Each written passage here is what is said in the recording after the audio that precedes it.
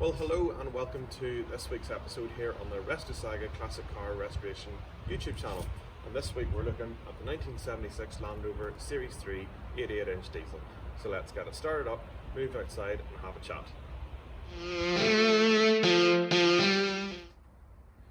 So just before moving the Land Rover outside, this has been parked up for a little while. So let's do some quick pre-flight checks before we move it out.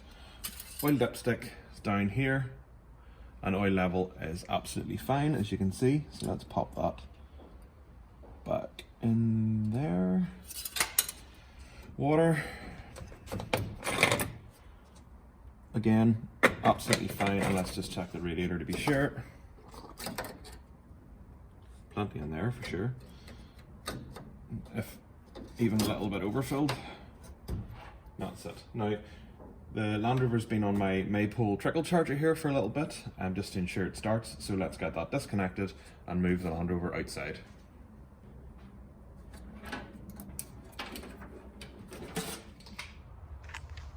So we're all set up here. You can just see the Morris Minor hiding in there at the back.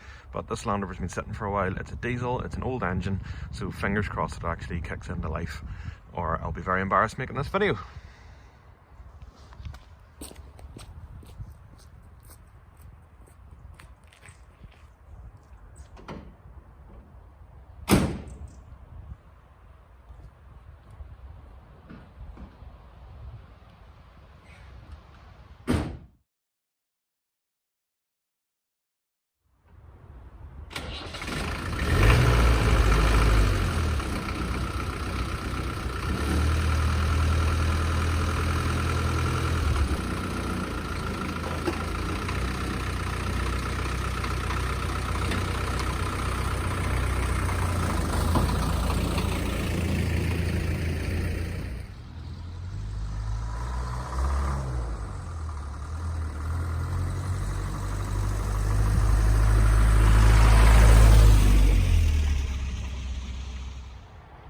Well, a little drive later, the battery's well charged, the oil's warmed up, and it's driving a lot more nicely. But unfortunately, as you can see, the rain has come on. But hey ho, the video needs made. So, Land Rover Series 3, can you use it as a good daily driver? Well, controversial question really. Probably two camps in this, one who are very enthusiastic and one who are very like, catch yourself on. First of all, drivability. The Land Rover Series 3, this particular one, has the 2.25 litre diesel engine. Now, the diesel engine is not particularly popular, and people think it is slow, underpowered, and incapable of keeping up with modern traffic. I don't necessarily agree with that. It depends, I think, on what you use it for. And certainly in terms of motorway driving, it's not ideal, even though this one has a overdrive, sorry. The 2.25 petrol has a bit more oomph. Still probably not wonderful for motorway driving in and around the towns. I don't see what the problem would be. Thinking of the gearbox, 4-speed manual, plus or minus overdrive, like I said. Completely fine, very manageable, as long as you take your time with it. You do not want to rush the synchro mesh units in these gearboxes, as you'll know about it. As with most of these old cars, as long as they're kept maintained, they should not give huge amounts of trouble.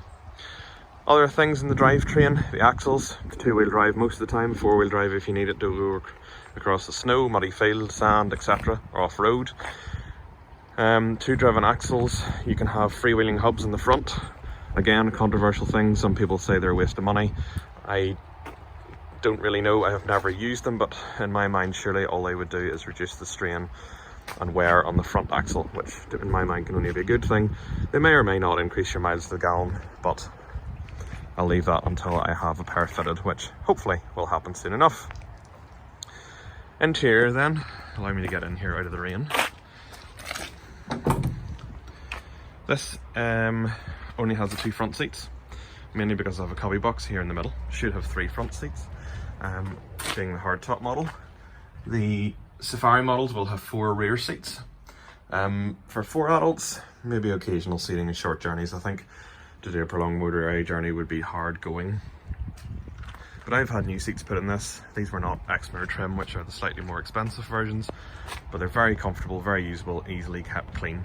You'll also notice I have the right off-road matting system fitted, which does a great job at keeping the noise down, especially from the diesel engine out front.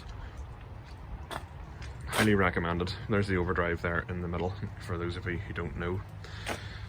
In terms of modern comforts, I'm afraid it doesn't have ABS, power steering, or any of the other 3-letter abbreviations. It does, however, have everything you need. Decent headlights as long as you have good bright bulbs fitted.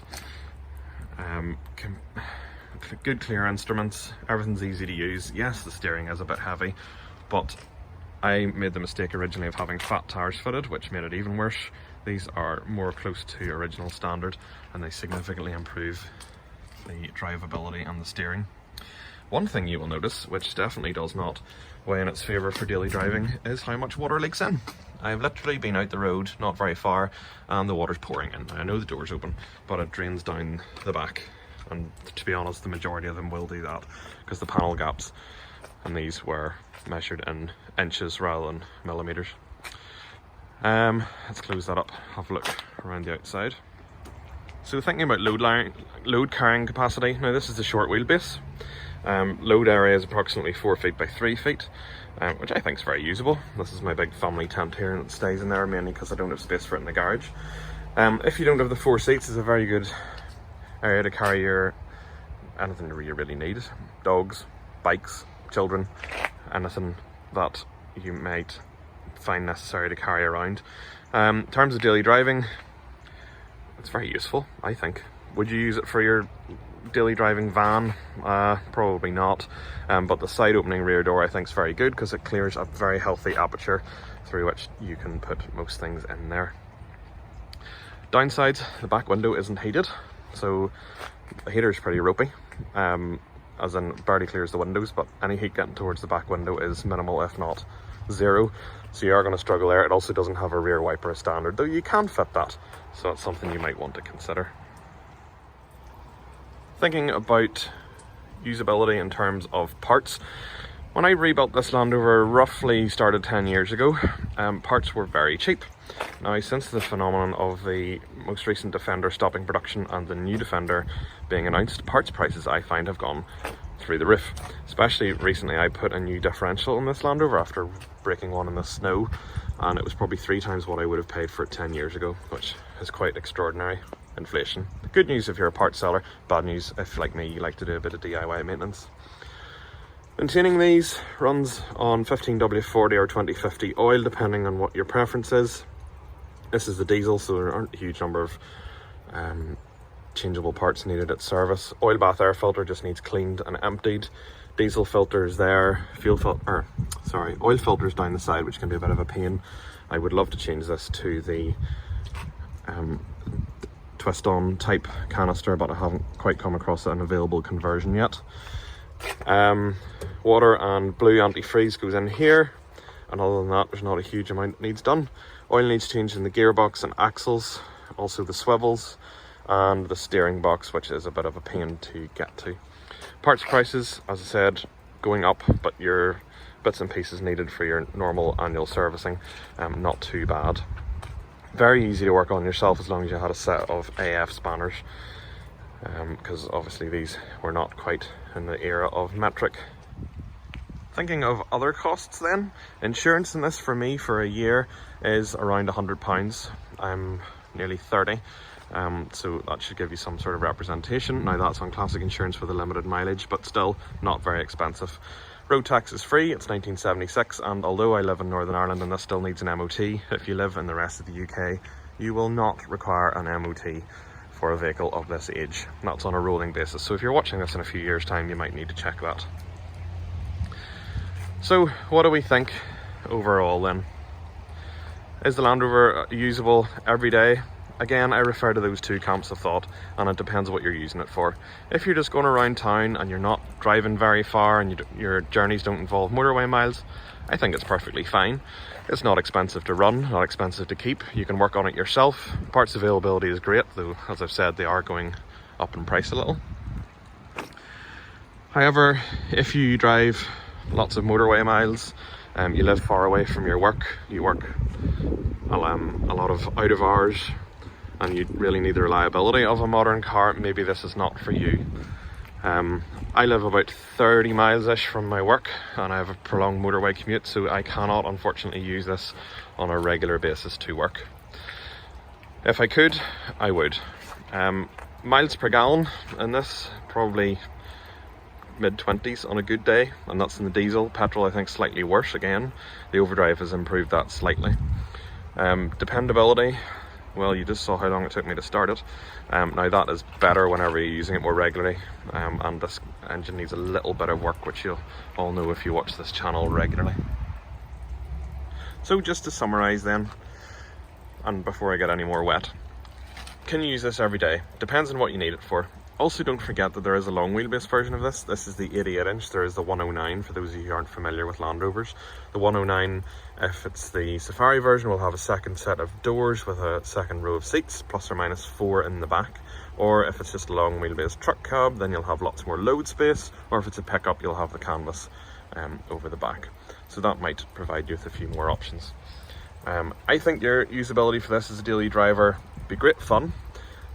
It'll cost you a bit to keep it in fuel. Parts expenses and running costs are pretty low in context.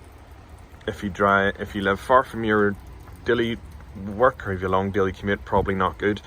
If you live close by and you're not too bothered by putting up with a little discomfort in the winter of the draft, poor heater and a bit of a leaky window, then this is definitely the car for you. And apart from anything, when it snows, you can go and pull out all the modern cars as well, which I think is great fun. Done it a few times, highly recommend it. So there you go. I'm gonna stop this video here, maybe a bit shorter than normal, mostly because of the horrible weather, and I'm hiding in here out of the wet. So as ever, please like this video, hit the subscribe button. I reply to all my comments. Let's get a bit of a debate going here, and more videos coming along very soon. Catch you then.